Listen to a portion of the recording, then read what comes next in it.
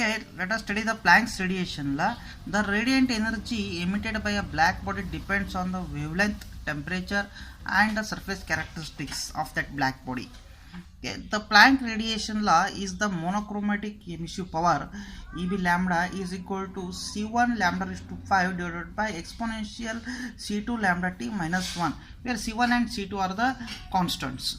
Okay, C1 is equal to 3.74 to 10 to the power of 8 watt microns meter raised to 4 by meter square, and C2 equal to 1.4387 into 10 to the power of 4 micrometer Kelvin. Okay, Planck's distribution is plotted, that is EB lambda as a function of temperature and wavelength. Okay, lambda is the wavelength. Okay, on vertical axis EB lambda, that is emissive power, monochromatic emissive power. On the horizontal axis, that is a wavelength, that is a lambda in terms of microns is represented here. At different temperatures we are plotted these graphs. Okay, so at we will get at certain value of lambda, we will get a maximum emissive power. This lambda is referred as lambda max. Okay. Now at a given absolute temperature, black body emits overall wavelengths of ranges from 0 to infinity. Okay, at a given temperature, EB lambda gives it varies along the lambda. Okay, and at a given temperature, okay, the EB lambda varies continuously with wavelength. At a given temperature, EB lambda reaches peak and lambda is lambda max. Lambda is lambda max at where EB lambda is maximum. Energy emitted by sun is visible range, that is lambda wavelength in between 0.4 to 0.7 microns, whereas by earth at 300 Kelvin falls in infrared region. Okay. The temperature of sun, the energy emitted by the sun at a temperature of 5800 kelvins. As temperature increases, the curve shifts left side towards the shorter wavelength. If temperature increases, see this, at 1000 Kelvin it is towards the right side, and at 1500 and at 2000 Kelvin it is shifting towards the left side where the wavelength decreases. Okay. And because the energy that is emitted by the body, it varies continuously from lambda 0 to infinity. So for total energy, so EB of a black body is equal to, we will integrate it, so 0 to infinity EB lambda into delta lambda, okay, into d lambda, okay, is equal to, we will get sigma t raised to 4. Next, corollaries of Planck's law. For shorter wavelength, C2 by lambda t becomes very larger. Okay, C2 by lambda t becomes very larger, so that exponential C2 by lambda t is very larger, greater than 1. Then we can remove this minus 1 from that Planck's equation. Okay, this equation is known as Wien's law. And for larger wavelengths, C2 by lambda t becomes very small, so the exponential C2 by lambda t can be expanded as, because it is very small, then we will expand it.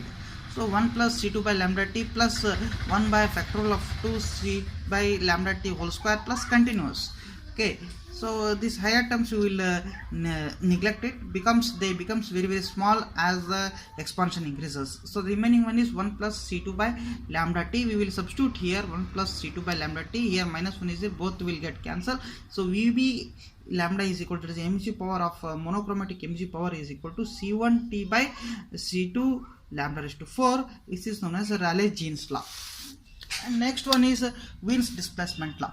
Wien's displacement law is, it gives the relationship between the temperature of a black body and the wavelength.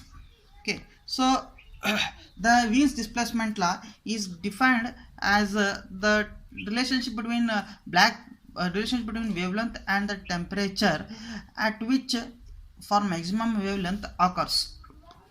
The peak EB lambda occurs at a particular wavelength. Wien's displacement law states that the product of maximum wavelength and temperature is constant. That is product of maximum wavelength and temperature is constant. Okay, so EB lambda is equal to C1 raised to C1 lambda raised to minus 5 divided by exponential C2 by lambda t minus 1 is equal we will name it as equation 1 and differentiate it with respect to lambda and equate it to 0 for maximum wavelength. Okay, now we are differentiated it. Okay, is equal to 0 and simplified it. You will take this to the right side, it becomes 0. Okay, remaining terms I have written here. Okay, and this differentiation I didn't explain here. Okay, fine. So exponential C2 by lambda t minus 1. Okay, minus 5 C1 raised to minus 6. Okay, minus C1 raised to lambda raised to minus 5 exponential C2 by lambda t C2 by t minus 1 by lambda square divided by exponential C2 by lambda t minus 1 whole square will get is equal to 0. Okay, we will take this right side to the and it becomes 0 and you can simplified form you can write okay, and afterwards divide it by 5 C1 lambda raised to 6.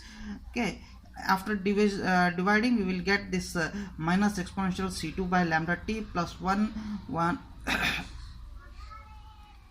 plus 1 plus we will get here 1 by 5 C2 1 by 5 C2 1 by lambda t exponential C2 by lambda t is equal to 0 and by trial and error we will just solve it. By trial and error we will get C2 by lambda t C2 by lambda t. This lambda is a lambda max, so C2 by lambda max to t is equal to 4.965 and C2 we will substitute here 1.439 10 to the 4 into 10 to the power of 4 micrometer Kelvin and we will get a lambda max t is equal to 2898 microns meter Kelvin.